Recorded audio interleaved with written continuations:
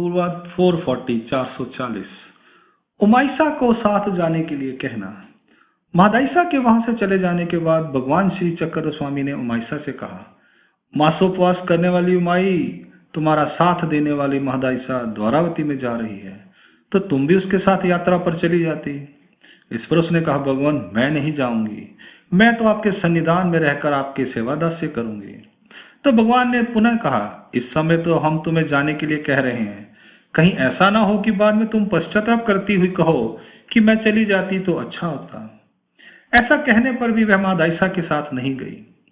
सारा दिन बीत जाने के बाद जब वह अपने निद्रा स्थान पर गई तो रात को रोते हुए महादाइसा को याद करके कहने लगी, तू मेरा साथ देने वाली थी, हम दोनों ही मासोपवास करती थी, दोनों साथ साथ भिक्षा के लिए जाती थी।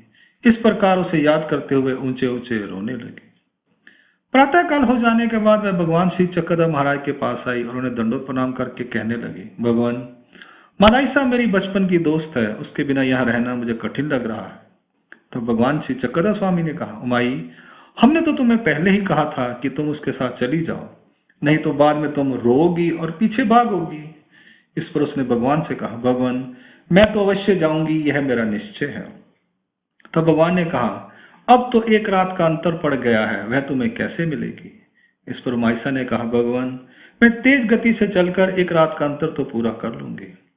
फिर भगवान ने कहा, उमाई हम तुम्हारे वहां जाने का प्रबंध करते हैं, चिंता मत करो। उसी समय भगवान ने नाथोबा और मार्तंड को बुलाया। उन दोनों को भगवान ने कहा, तुम दोनों उमाइसा को साथ लेकर जाओ और इसे महादाइसा के साथ द्वारका की यात्रा में मिला दो।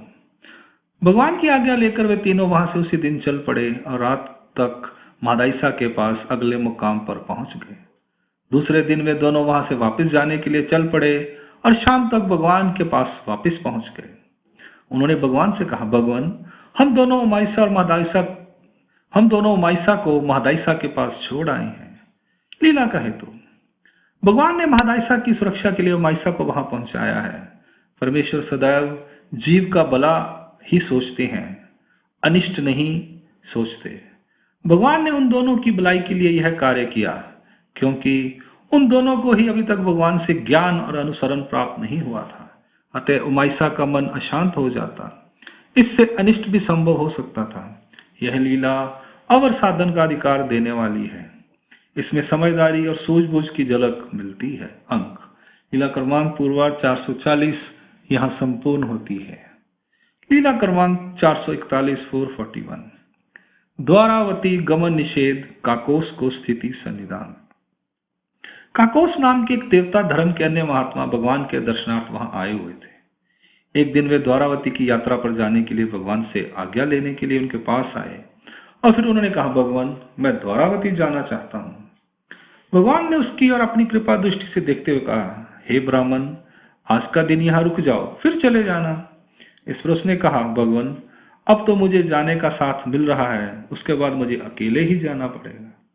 तो भगवान ने कहा, तुम सन्यासी हो, तुम्हें साथ की क्या आवश्यकता है। उसने फिर कहा, मैं आज ही जाना चाहता हूं। तो भगवान ने एक स्थान पर खड़े होकर कहा, किसी महापुरुष के स्थान पर जाने पर वहां से कुछ पुण्य लाभ प्राप्त किए बिना जाना नहीं चाहिए। आज का दिन रुक जाओ यहाँ पर। ऐसा कहकर भगवान ने उसके हाथ को पकड़कर उसे बिठा दिया। जैसे ही वह वहां पर बैठा, भगवान की कृपा से वह स्थिति के सुख में लीन हो गया। उस स्थिति के संचार में ही उसे स्वर्ण कलशों से चमकती हुई द्वारका नगरी दिखाई देने लगी। रत्नों से चमकते हुए महल चौबारे दिखाई दे रहे थे। राज दरबार में रत्न जड़ित सिंहासन पर विराजमान श्री कृष्ण भगवान, उद्धव, अर्जुन आदि 56 कोटि यादवों के साथ सुशोभित हो रहे थे। श्री कृष्ण भगवान का संपूर्ण परिवार सुंदर वस्त्र अलंकारों से सम अलंकृत दिखाई दे रहा था। इस प्रकार उस संपूर्ण भव्य दृश्य को देखकर काकोस मन ही मन बहुत प्रसन्न हो रहे थे। फिर वह स्वयं से बातें करते हुए कह रहे थे, देख लिया भगवान श्री कृष्ण को, उनके संपूर्ण परिवार को। ऐसा कहकर वे दोनों हाथों से ताली बजाते हुए एक प्रहर तक उस स्थिति के सुख में मगन बैठे रहे। जब उस स्थिति का प्रभाव समाप्त हो गया और वे सावध हुए तो उन्होंने भगवान के पास आकर उन्हें दंडवत प्रणाम किया। उस स्थिति के संचार में ऐसे भव्य दृश्य को देखकर काकोस को यह दृढ़ निश्चय हो गया कि सर्वज्ञ श्री चक्रधर भगवान साक्षात श्री कृष्ण भगवान का ही रूप है।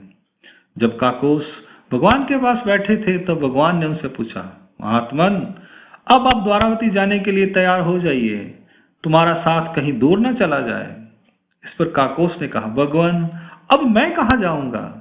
मैंने तो यहाँ बैठे बैठे ही उस द्वारका के और भगवान श्री कृष्ण चक्रवर्ती के साक्षात दर्शन कर लिए हैं। अब वहां जाकर मैं क्या करूंगा? अब मैं वहां कदापि नहीं जाऊंगा। अब मैं यहीं आपके सन्निधान में रहकर वह सिर मुंडाकर आपका अनुसरण करूंगा। ऐसा कहकर वे वहीं भगवान के सन्निधान में रहने लगे। उन्होंने अपना सारा सामान भगवान के सम्मुख रख दिया। तब भगवान ने उसकी सभी वस्तुओं को अन्य सभी लोगों में बांट दिया। उनमें से जो कीमती वस्तुएं थी उन्हें बेचकर भगवान के लिए उपहार अर्थात भोजन तैयार करवाया। फिर उनके सिर का मुंडन करके उन्हें अनुसरण दीक्षा दी। इसके बाद वे किंकर दास बनकर भगवान श्री चक्रधर स्वामी के सन्निधान में रहने लगे। लीला का हेतु। काकोस को भगवान ने स्थिति सुख का संचार कर अपनी विज्ञान शक्ति के माध्यम से वास्तविक स्वर्णमय द्वारका के दर्शन कराए। इस द्वारका के राय दरबार में रत्न जड़ित स्वर्णमय सिंहासन पर उद्धव, अर्जुन आदि 56 करोड़ यादवों के साथ भगवान श्री कृष्ण चक्रवर्ती सम आसीन थे।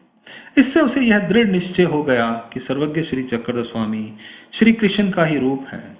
यह दर्शन वैसा ही था जैसे किसी व्यक्ति के नेत्रों में किसी विशेष प्रकार के अंजन अर्थात सुरमा के डाल देने पर उसे अद्भुत अदृश्य वस्तुएं दिखाई देने लग जाती हैं।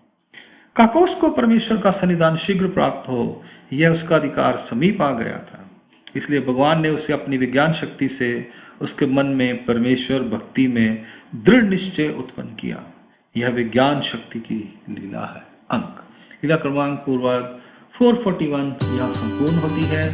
दंडवत प्रणाम। जय श्री कृष्ण।